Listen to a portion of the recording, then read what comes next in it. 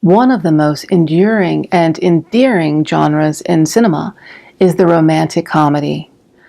The genre has come to be defined as one in which a developing romance leads to comic situations. The tone of the films are consistently humorous, and the plot is supported by the various rituals of courtship. While each genre contains conventions and characteristics which make them easily recognizable, the notion of genre itself is not a stable construction. Film genres are impacted by history and social context, so the form romantic comedy took in the 1930s is very different from the form it takes now. However, we can see how today's romantic comedy is the progeny of all that came before it. Genre evolves over time. In the 1920s, silent era comedy was recognized by its reliance upon physical humor. While these silent comedies often had a romantic element, most of the plot was driven by the physical challenges of the story. Therefore, romance was present but secondary.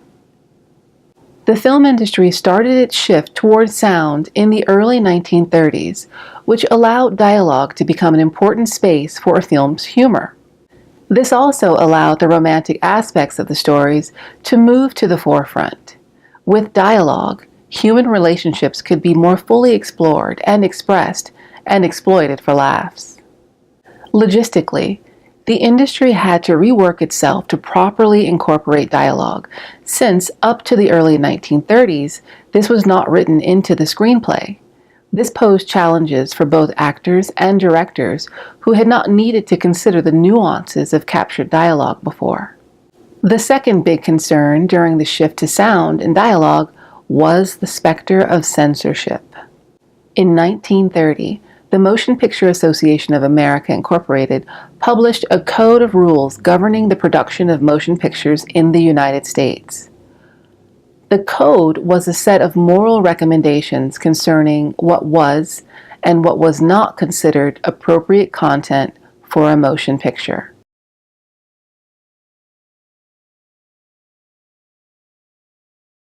Kissing, for example, was not acceptable on screen.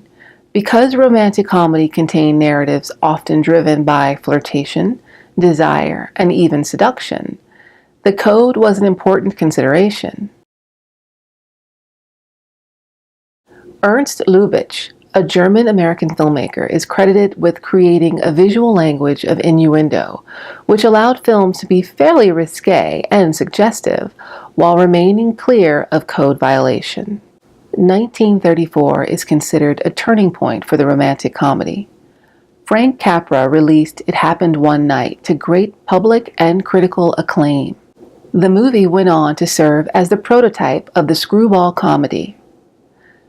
The term screwball is a reference to the difficult-to-hit baseball pitch.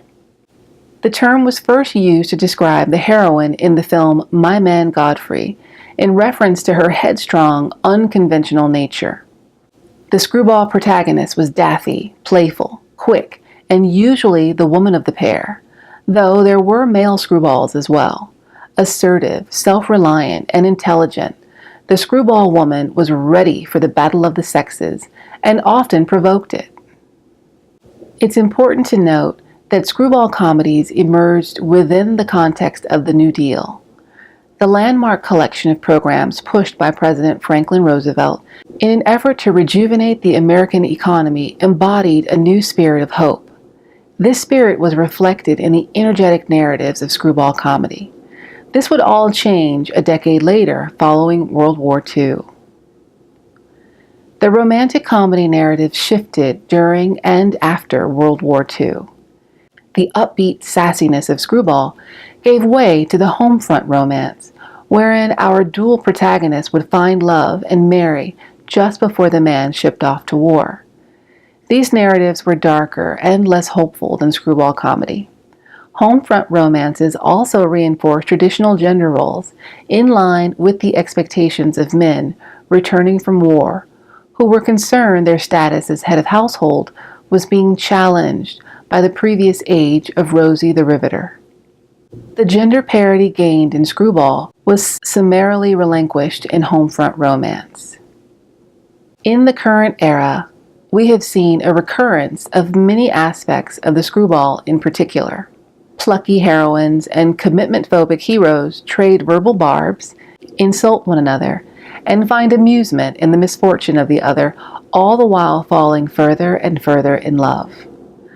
Unlike the original Screwball, censorship is no longer a serious concern, and kisses and/or lovemaking are commonly seen along with the snappy dialogue. The current era has also seen the centrality of the family as the guiding force of many characters move to a treasured group of friends. Sexual diversity has also become the norm, and it is not rare to find gay and lesbian characters playing very important roles in the narrative. The stories in romantic comedies most often contain a dual protagonist.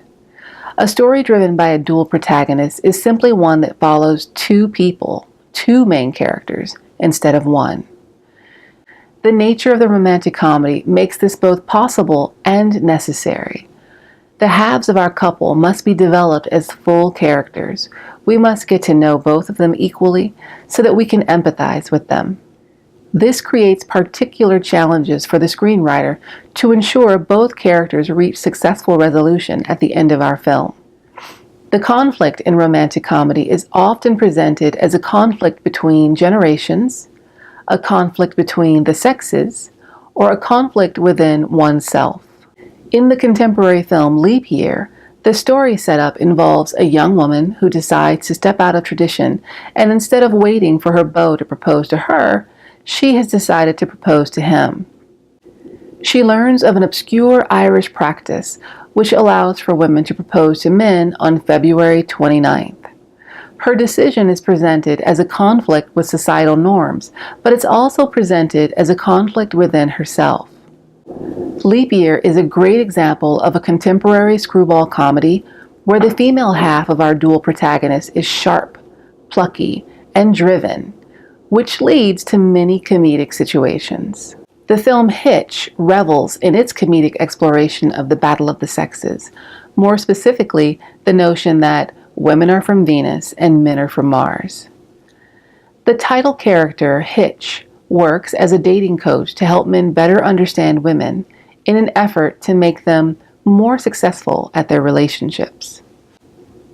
Hitch functions as a kind of translator, helping men understand what women actually mean when they say or do things.